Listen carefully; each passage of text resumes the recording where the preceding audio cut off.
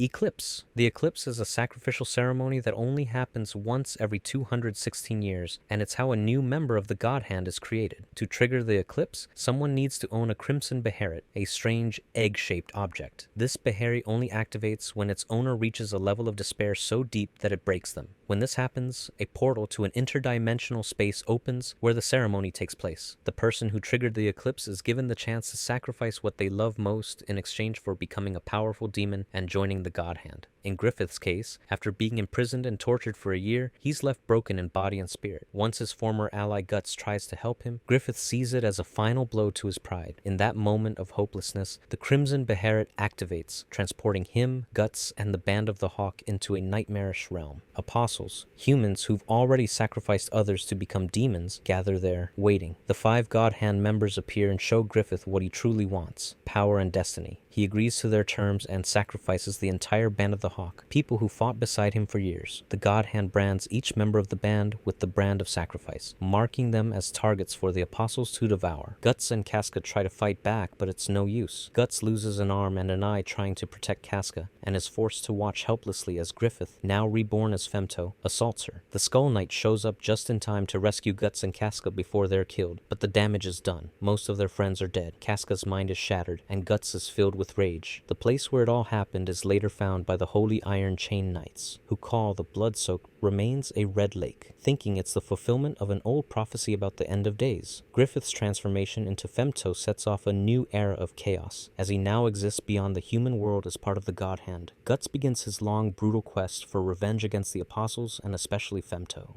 Incarnation Ceremony. The Incarnation Ceremony only happens once every 1,000 years, and its purpose is to allow a being from the divine world, like a member of the God Hand, to gain a real physical body in the human world. This can only happen when enough dark human emotions, like fear, anger, and despair, gather in one place. That's what creates a concentration, a kind of energy field that makes the ceremony possible. The event is kind of like the eclipse, but not exactly the same, and no one can stop it once it begins. The setting for the Incarnation Ceremony is the Tower of Conviction and the city of Albion. These places are packed with death, suffering, disease, and refugees desperate for salvation. Many people believe in a falcon of light who will save them, and their combined hope and pain feed into the energy that powers the ceremony. A twisted apostle called the Egg of the Perfect World appears during this time. It's a strange creature who wants to create a new world, and it works behind the scenes to make the ceremony happen. Things start to speed up when Casca is brought into the city, followed by Guts. As the tension grows, more and more spirits begin to appear, especially around the tower. These spirits are angry souls of people who suffered and died horribly. They merge into giant blobs of human blood that consume everything in their path, except for Casca, who's protected by the demon child. Meanwhile, Mozgus, a fanatical inquisitor, and his men are turned into pseudo-apostles by the egg and try to burn Casca, thinking her death will stop the chaos. Guts and his allies fight to protect her and hold out until sunrise. The chaos spreads fast. Refugees start attacking each other, and fires around their camps form a massive brand of sacrifice. The blood blobs begin to take shape, and the corpses of Mozgus's torturers even morph into shadow versions of the God Hand without Femto. Eventually, the corpse mounds overwhelm the tower and everyone inside. Most people are swallowed by the malice, which covers the tower like a shell. All the living and the dead are now focused on one desire, something to save them. At the center of it all, the Egg of the Perfect World absorbs the dying body of the demon child,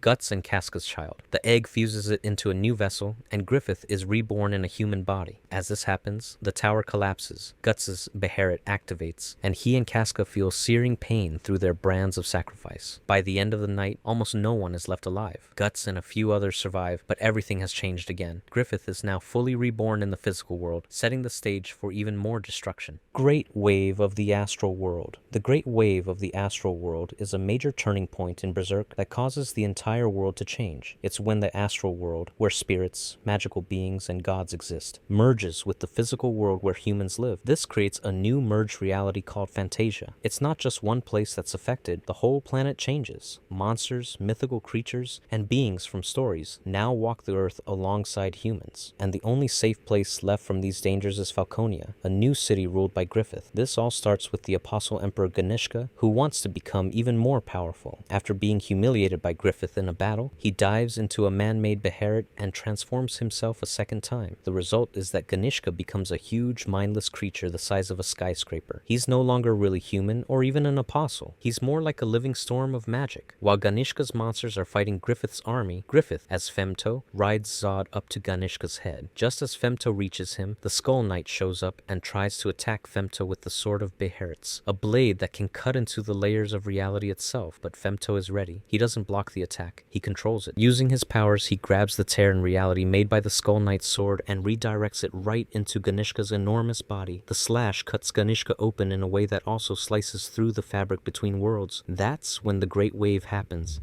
A huge astral fissure opens, and the astral world floods into the physical world like a tidal wave. Except it's not water. It's everything from ghosts to ancient beasts and magical forces.